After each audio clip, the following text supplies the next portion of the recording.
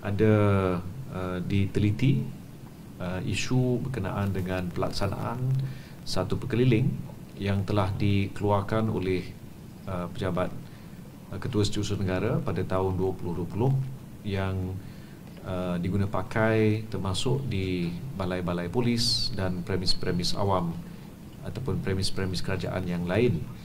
Baru-baru ini timbul isu dengan seorang individu yang telah dimaklumkan tidak dibenarkan masuk untuk membuat laporan polis kerana isu pakaian.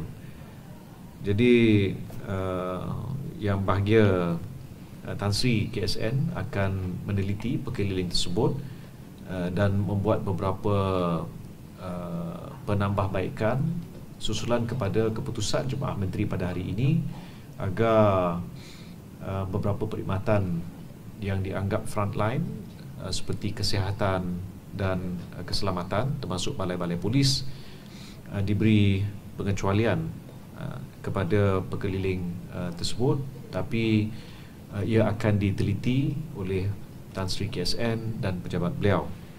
Kita boleh jangkakan kenyataan dan perkeliling baru akan dikeluarkan dalam masa yang tidak terlalu lama.